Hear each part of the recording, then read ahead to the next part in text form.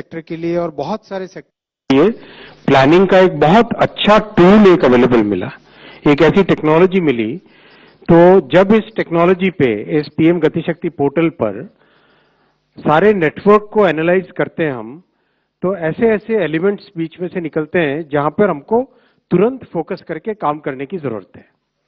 ये एक ऐसा प्रोजेक्ट है आज जो आपके सामने है। आप देखोगे यहां पर आप फोकस करो तो चेन्नई, एमजीआर चेन्नई लिखा हुआ है, राइट, एमजीआर चेन्नई।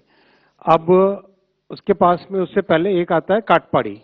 काटपाड़ी है ना वेल्लोर, वेल्लोर और काटपाड़ी आसपास हो गए।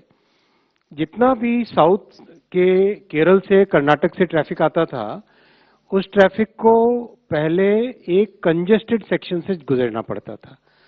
और अगर काटपाड़ी से रेणीगुंटा यानी तिरुपति, ये लाइन को अगर डबल कर दें, इस लाइन को अगर डबल कर दें, तो एकदम लिटरली जैसे बाईपास सर्जरी के बाद में बॉडी ठीक से काम, एक हार्ट सर्जरी, एक नई आर्टरी बन जाती है, वैसा ही ये प्रोजेक्ट बहुत इंपॉर्टेंट प्रोजेक्ट है। और इसकी खासियत ये है कि छोटा प्रोजेक्ट होते हुए भी ये रेलवे के नेटवर्क में बड़ी एफिशिएंसी लाता है। तो ये प्रोजेक्ट आज माननीय प्रधानमंत्री जी ने अप्रूव किया। तिरुपति से काटपाड़ी की डबलिंग 1332 करोड़ रुपीस का प्रोजेक्ट है ये। आप इस एरिया में देखेंगे बहुत सारा एग्रीकल्चर प्रोडक्ट है, कई सारे सीमेंट प्लांट्स हैं, कई सारे पावर जनरेशन से रिलेटेड एक्टिविटीज हैं यहाँ पर। और मोस्ट इंपॉर्टेंट, तिरुपति बालाजी और कालाहस्ती भगवान शिव का मंदिर और चंद्रगिरी फोर्ट, ये तीन बहुत बड़े ऐसे हमारे देश के तीन महत्वपूर्ण स्थल है जहां पर लाखों की संख्या में लोग आते हैं। फिर वेल्लूर और तिरुपति दोनों मेडिकल और एजुकेशन के बड़े हब बने। और रायलसीमा रीजन, पूरा कंप्लीट रायलसीमा रीजन, इस पूरे क्षेत्र में इस प्रोजेक्ट से बेनिफिट मिलेगा। Electronics manufacturing, cement manufacturing, steel industries, इन सब का बेनिफिट मिलेगा। दो डिस्ट्रिक्ट्स आंध्रा की चित्तूर और तिरुपति, और तमिलनाडु में वेल्लूर, इन तीन डिस्ट्रिक्ट्स को डायरेक्ट इस प्रोजेक्ट का बेनिफिट मिलेगा। प्रोजेक्ट में 17 मेजर ब्रिजेस हैं और 327 माइनर ब्रिजेस हैं। 7 फ्लाईओवर्स हैं, 30 अंडरपासेस हैं और 104 किलोमीटर की रूट लेंथ है।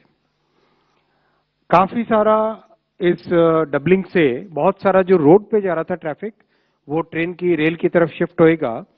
और शिफ्टिंग से करीब 20 crore kilogram carbon dioxide save करेंगे, जिससे करीब करीब 1 करोड़ पेड़ लगाने के बराबर ये कार्बन डाइऑक्साइड का सेविंग है। 1 करोड़ ट्रीज लगाने के बराबर ये कार्बन डाइऑक्साइड की सेविंग है।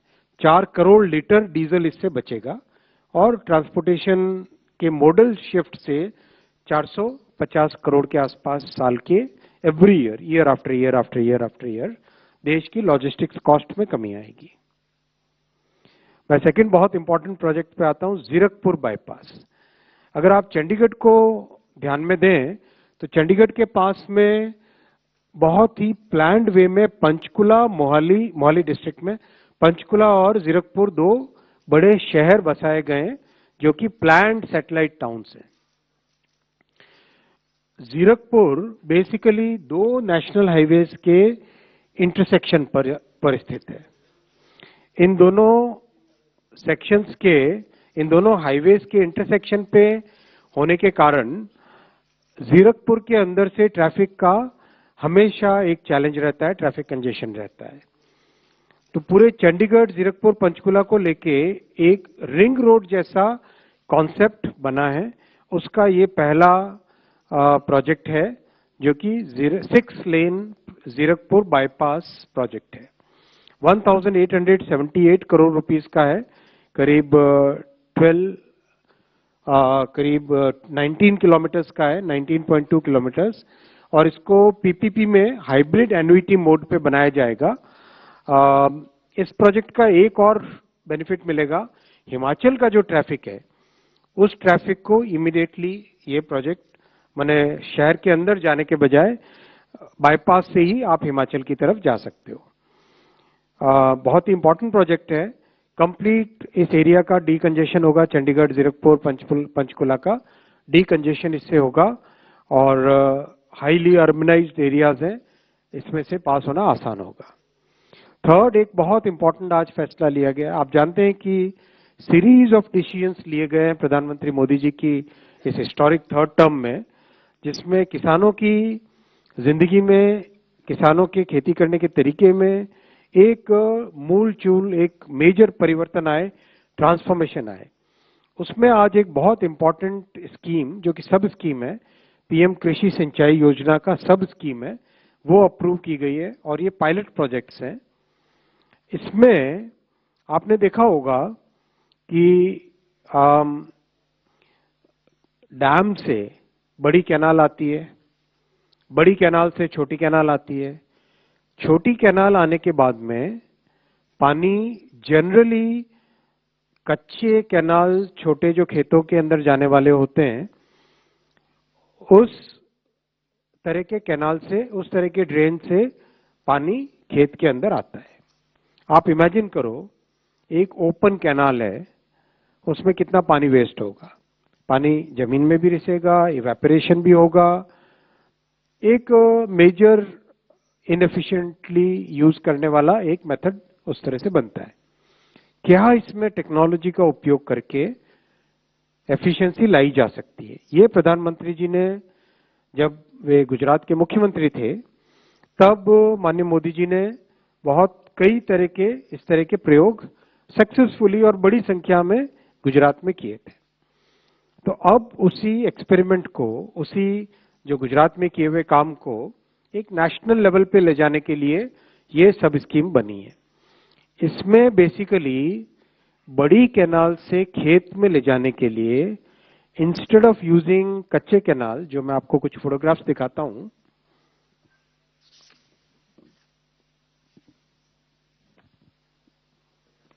आप अगर देखोगे ये कच्ची कैनाल है, राइट? ये इस तरह की कच्ची कैनाल हम एक रूटीनली जो बनते हैं हमारे देश में, बड़ी कैनाल से छोटी कैनाल, छोटी कैनाल से फिर कच्चे कैनाल के अंदर लेके जाते हैं पानी को खेत के अंदर। अब उस कच्ची कैनाल से जो लॉस होता है पानी का, उस लॉस को प्रिवेंट करने के लिए बहुत ही एक अच्छा कॉन्सेप्ट लाए और इसके अच्छे पायलट प्रोजेक्ट्स हुए हैं। बेसिकली अगर आप देखोगे, ये कैनाल है, कैनाल के पास में एक पंप हाउस बनाया, कैनाल के पास में एक पंप हाउस बनाया, उस पंप हाउस से पानी पंप किया और pressurised pipe supply, pressurised pipe से पानी को खेत के हर हिस्से पे लेके गए और वहां पे माइक्रो इरिगेशन, वहां पर माइक्रो इरिगेशन, तो पानी तो बचेगा ही बचेगा, पर ड्रॉप मोर क्रॉप, पर ड्रॉप मोर क्रॉप आपको, किसानों को मिलेगा। बहुत एक इंटरेस्टिंग डेटा है, आप करेक्ट कीजिएगा अगर गलत कहूं तो, कि 80% पानी हमारा इरिगेशन के लिए, देश में जितना फ्रेश वाटर है, देश में जितना फ्रेश वाटर है उसका करीब 80% पानी इरिगेशन के लिए यूज में आता है। आप मुझे अभी डिपार्टमेंट से बता रहे हैं। तो इतना जब पानी यूज में आ रहा है तो उसमें एफिशिएंसी लाना बहुत जरूरी है। इसलिए ये एक 78 पायलट प्रोजेक्ट्स हैं जो डिफरेंट स्टेट से आए हैं, उनको लेके ये सब स्कीम बनी है 1600 करोड़ रुपीस की। आप इसकी इंपॉर्टेंस देखना, आने वाले समय में ये बहुत इंपॉर्टेंट स्कीम होने वाली है, क्योंकि पानी जब बचेगा तो उस पानी का उपयोग आप कई तरीकों से कर पाओगे। आप ड्रिंकिंग वाटर के लिए, दूसरे यूजेस के लिए, और जो वेस्टेज होने के कारण ज्यादा सरप्लस पानी, यानी कि बहुत सारा पानी अगर हम खेत में रखते हैं तो उसके कारण सॉइल का जो डिटीरियोरेशन होता है, वो डिटीरियोरेशन भी बंद होगा। जैसे प्रधानमंत्री जी का आप गुजरात के स्पीच अगर सुनोगे तो पीएम साहब किसानों को समझाते थे, तब वो बहुत एक अच्छा एग्जाम्पल देते थे। पीएम साहब कहते थे कि किसानों को जब समझाते थे, उनके साथ संवाद होता था, तो कहते थे कि अगर कोई बच्चा, किसी बच्चे को अगर बुखार है, तो उसको क्या तुम खूब सारा दूध पिलाओगे तो ठीक होगा क्या? इसके बजाय न्यूट्रिशन देने के लिए मेडिसिन, एक एक चम्मच दूध देने से बेटर ट्रीटमेंट हो सकता है। एक सिस्टमेटिक तरीके से, साइंटिफिक तरीके से हो सकता है। वैसा ही क्रॉप में, क्रॉप को जब प्यास लगे तब आप उसको पानी मिले, क्रॉप को जब भूख लगे तब उसको फर्टिलाइजर मिले। एक तरीके से एक साइंटिफिक एआई का यूज करके, आईओटी का यूज करके, सेंसर्स इतने तरह के हैं, स्काडा यूज करके, इन सब का यूज करके, जियो स्पेशियल डेटा यूज करके, सैटेलाइट से जो स्टडी हो रही है वो देख के, कैमराज से देख के क्रॉप की क्या कंडीशन है वो देख के, इन सब को अगर ढंग से करें तो क्रॉप यील्ड भी इंप्रूव होगी और वाटर का यूज भी कम होगा। तो इन सब चीजों को ध्यान में रखते हुए finally right amount of water at right point of time, right amount of water at right point of time, इस ऑब्जेक्टिव को लेके ये प्रोजेक्ट किया गया है। और ये बहुत इंपॉर्टेंट प्रोजेक्ट है देश के लिए, क्लाइमेट चेंज के लिए, वाटर रिसोर्सेज के यूज के लिए और किसानों की इनकम बढ़ाने के लिए, किसानों की क्रॉप को और बेटर कंडीशन में लाने के लिए। ये डिटेल इसके आपके काम आएंगे। आप सब आपको शेयर किया ही जाता है, वैसे पीपीटी शेयर करते हो ना, पीपीटी ये शेयर करेंगे डिटेल में, किस तरह से कन्वर्जेंस लाना, कैसे एक मास्टर प्लानिंग करना, कैसे एक एरिया बेस्ड अप्रोच करना, कैसे टेक्नोलॉजी का यूज करना, कैसे फार्मर्स को सेल्फ गवर्निंग स्ट्रक्चर्स में ऑर्गेनाइज करना, जिससे कि गवर्नमेंट और फार्मर्स के बीच में एक पार्टनरशिप वाला मोड आए और दोनों एक दूसरे के सहयोग से काम करे। उस थॉट प्रोसेस के साथ ये प्रोजेक्ट हाथ में लिया है। करीब 80,000 फार्मर्स के साथ स्टार्ट करेंगे इसको, और स्टार्ट करके फिर उसका जो अनुभव आएगा उसके हिसाब से इसका आगे फैसला लिया जाएगा। एक पैराडाइम शिफ्ट है, बहुत बड़ा चेंज है ये फंडामेंटल शिफ्ट है। अगर आप देखो आज भी किसानों में जनरली कंप्लीट खेत को पानी से भरने तक वाला जो मेथड है, उस मेथड के कंपैरिजन में this is a totally new way of working. मैं इन 3 फैसले हुए और मैं आपके सामने अब तक की समरी रखूंगा।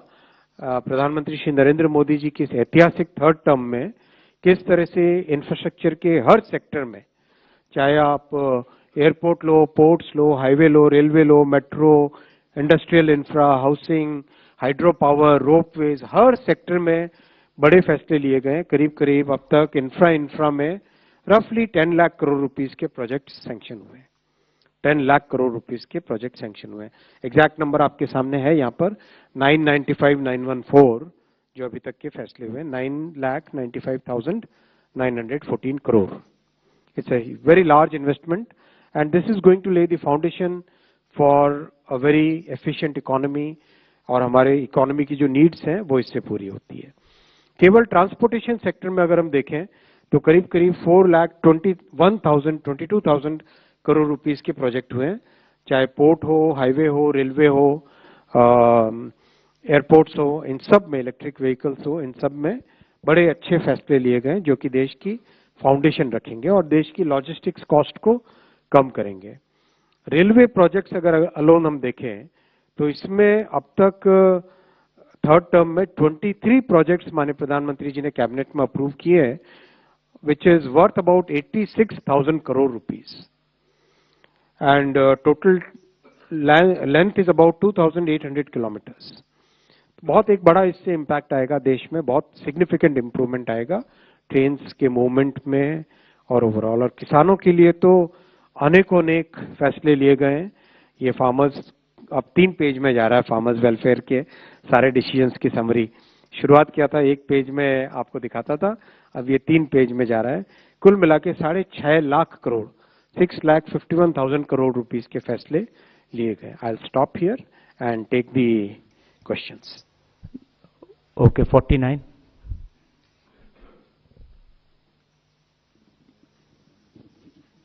सर नमस्ते, सुजीत ठाकुर दैनिक भास्कर से।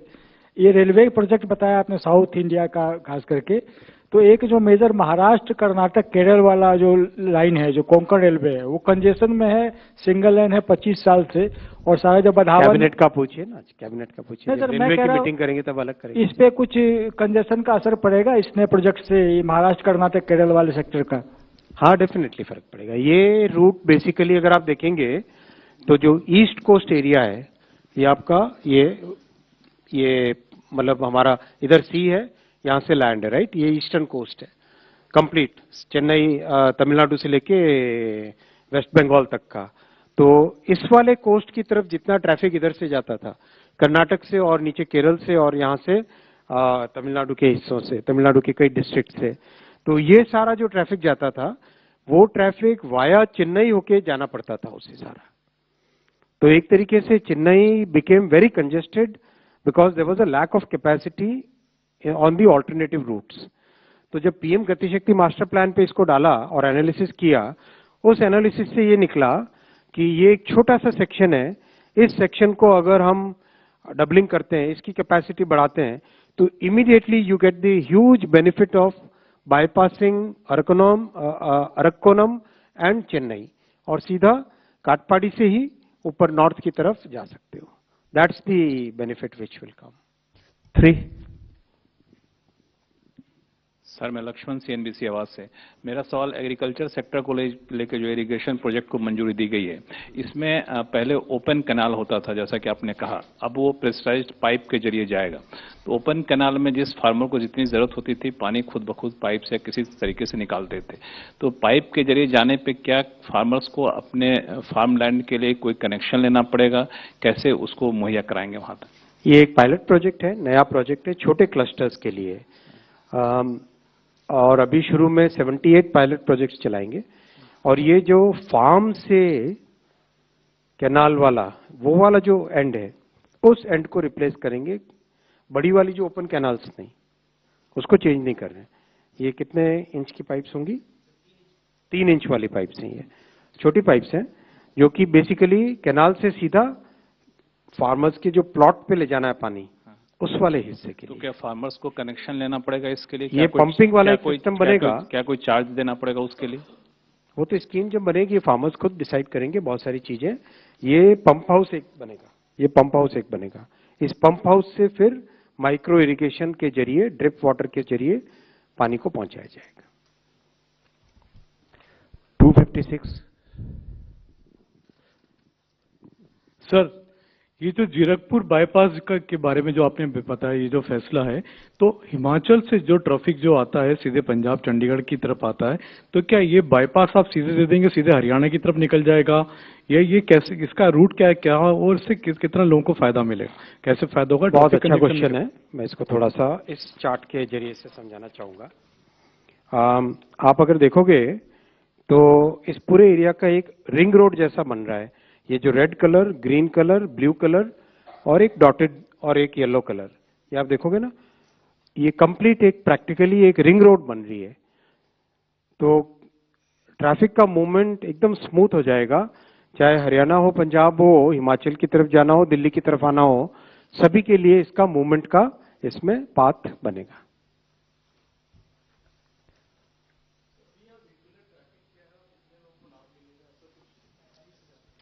तो कैलकुलेशन आ जाएगा आपके पास। Sachin. No, sir, Santosh, but Navara Times. ये लीजिए संतोष। ये जो सर आपने पायलट प्रोजेक्ट 78 आइडेंटिफाई किए हैं, तो इसके लिए सर क्या पॉइंट्स, मतलब हाउ यू आइडेंटिफाइड दिस 78? राज्य सरकारों के साथ मिलकर फेडरल स्ट्रक्चर। अच्छा, विच आर द स्टेट्स? वो डिटेल आपको आ जाएगी, लिस्ट 78 बड़ी लिस्ट है पीपीटी पे। Right sir. 130.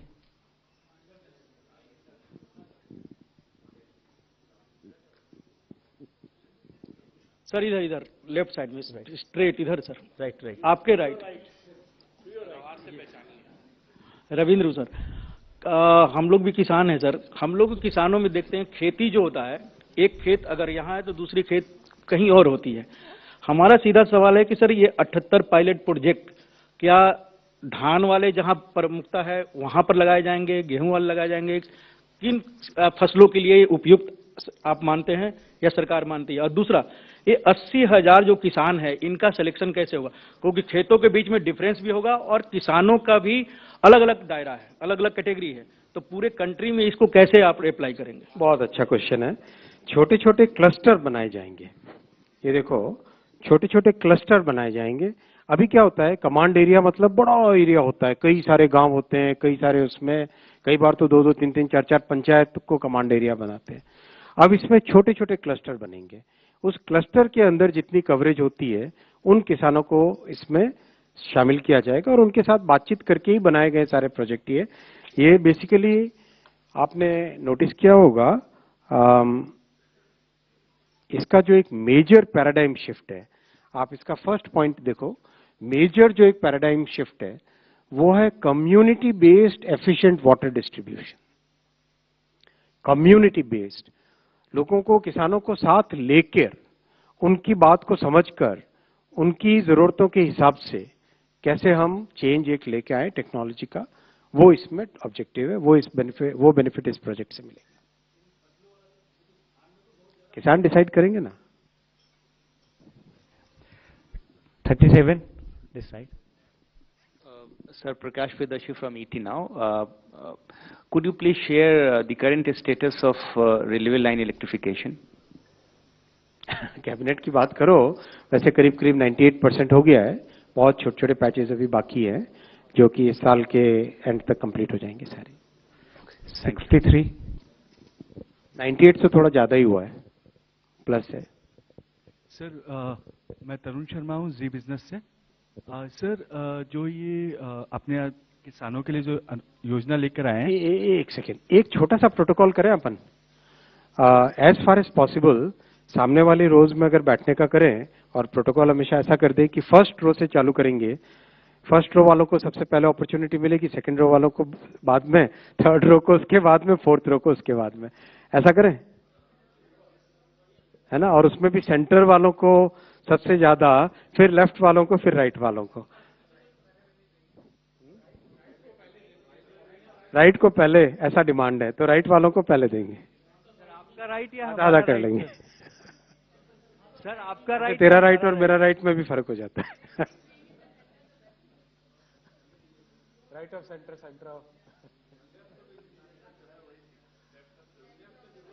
ये प्रोटोकॉल रखते हैं अगली बार से ना।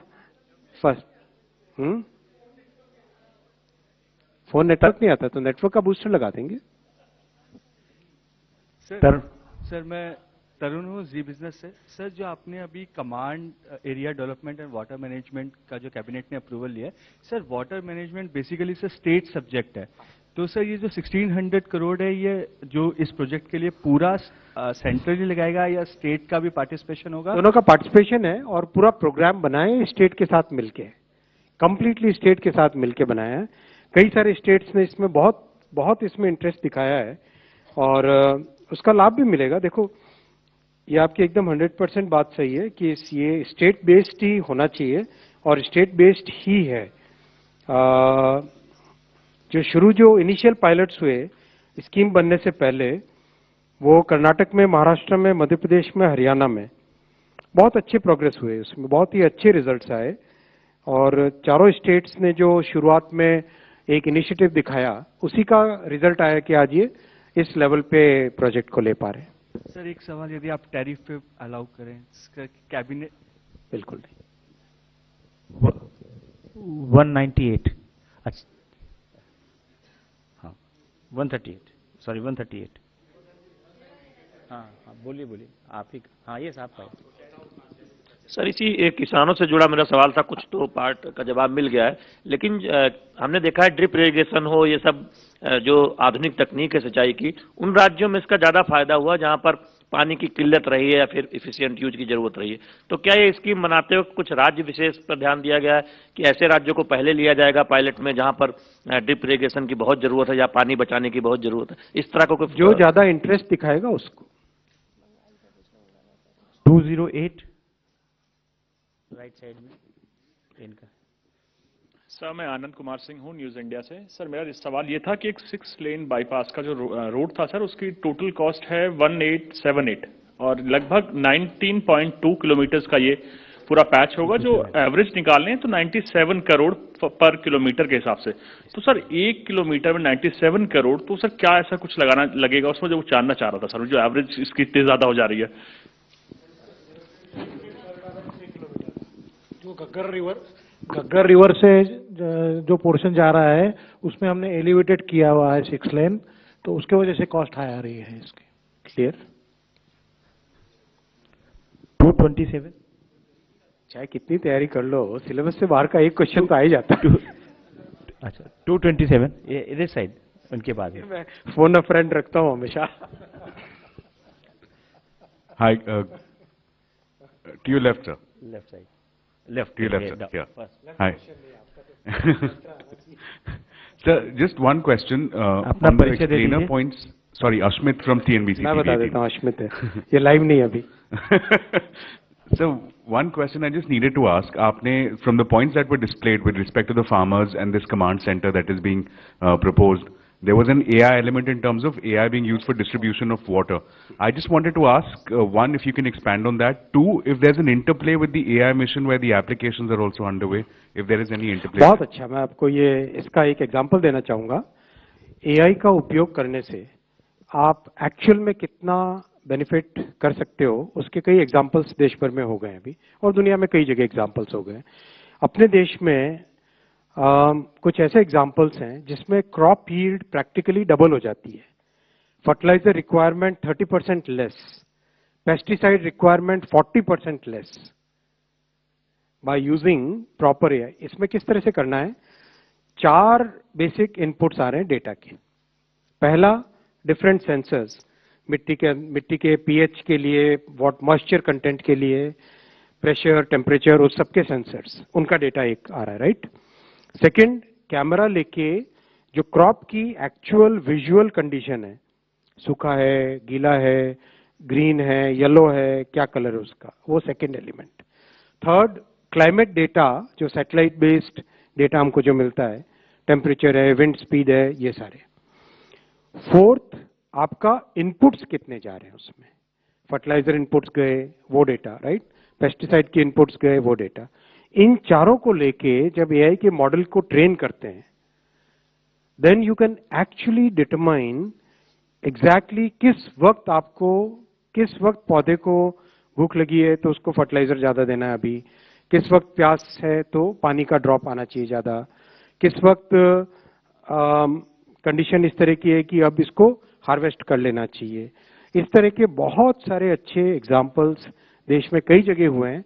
और वैसे भी आप जानते हो कि एआई मिशन के जो टॉप मोस्ट ऑब्जेक्टिव्स हैं उसमें एग्रीकल्चर है, हेल्थ केयर है और एजुकेशन है। ये 3 हमारे टॉप ऑब्जेक्टिव्स हैं जिसमें एआई मिशन की एप्लीकेशंस का यूज किया जा रहा है। So this is going to be a very major part of this entire programme.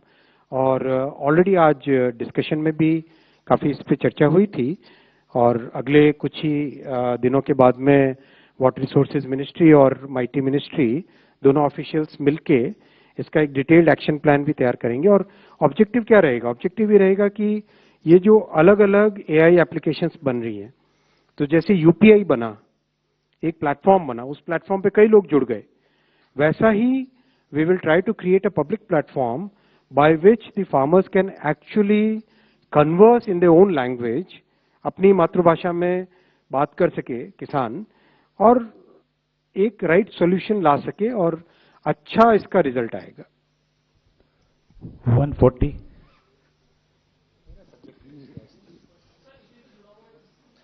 Sir, आनंद हूँ टीवी 9।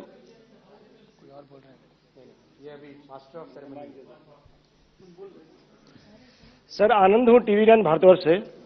सर, एक सवाल ये था कि जो ये पीएम कृषि सिंचाई योजना है, तो एक बार जब ये पायलट प्रोजेक्ट कंप्लीट हो जाता है तो क्या उसके बाद किसानों को उस पाइप का कनेक्शन लेना पड़ेगा जैसे हम घरों में पीने का पानी का कनेक्शन लेते हैं, या फिर क्या सिस्टम क्या रहेगा इसका?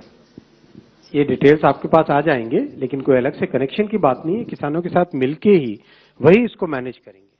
आपको मैंने अभी भी थोड़ी देर पहले एक भाई ने क्वेश्चन जब पूछा था, तब भी मैंने कहा था कि इस पूरी स्कीम का एक मेजर पैराडाइम शिफ्ट होगा community based efficient water distribution. किसान ही आपस में डिस्कस करेंगे। 265 और ये थियोरेटिकल नहीं है। अभी तक के जो 5 मैंने आपको 4 जो बताए 4 राज्यों के, वहां पे ये प्रैक्टिकली करके दिखा हुआ है। Sir, Dhruvaksha from Business Standard here. One question on the railway expansion. Saw the series of decisions that have been taken for railway capacity expansion. One question I had was on how have we been able to, wherever the expansion has happened, have we been able to improve the sectional speeds of those areas? If you could share some details on whether, because it's also a part of the mission Raftar of railways. One is on that. Second, I know that you won't be entertaining any questions on the tariffs. सुनो मेरी बात सुनो, अभी railway का एक अलग से अपन press conference करेंगे जो साल भर की अचीवमेंट, उसमें मैं पूरी डिटेलिंग दूंगा।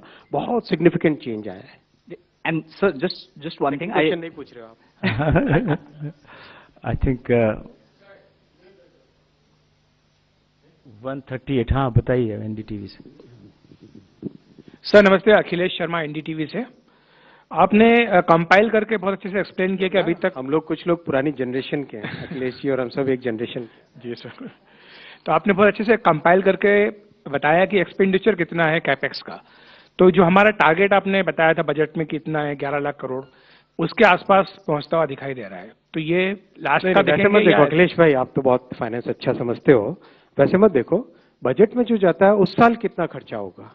और इंफ्रास्ट्रक्चर के प्रोजेक्ट्स लॉन्ग टर्म प्रोजेक्ट्स होते हैं, तो एक लंबे पीरियड में जाते हैं। तो सैंक्शन होने के बाद में लैंड एक्विजिशन, डिटेल्ड इंजीनियरिंग, वो सब चीजें, और उसके बाद में फिर कॉन्ट्रैक्ट्स, टेंडर्स, प्रोसेस पूरा एक लंबा चलता है। उस हिसाब से देखो।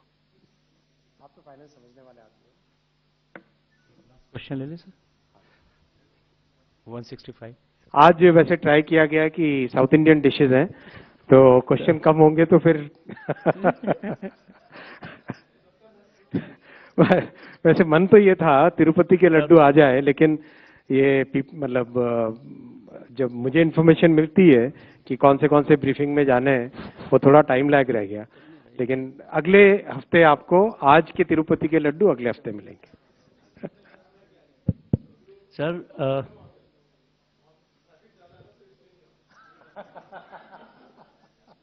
सर ये जो सर इधर सर वो मुकेश कौशिक हूँ मैं भास्कर से।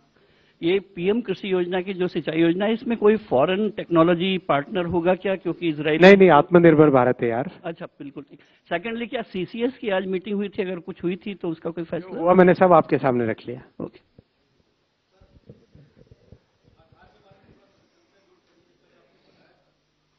जो नया ऐप है सर, मतलब कैबिनेट से नहीं है, केवल हम लोग की जानकारी? नहीं, मैंने आधार के सामने एक जो सबसे बड़ा टारगेट रखा है टीम के साथ, वो बहुत इंपॉर्टेंट पॉइंट ये है कि कैसे हम ऑथराइजेशन को मजबूत बनाएं, कैसे उसको एक्यूरेट करें। तो ऑथराइजेशन को एक्यूरेट करने के लिए biometric, which can either be fingerprint, iris और फेशियल ऑथराइजेशन।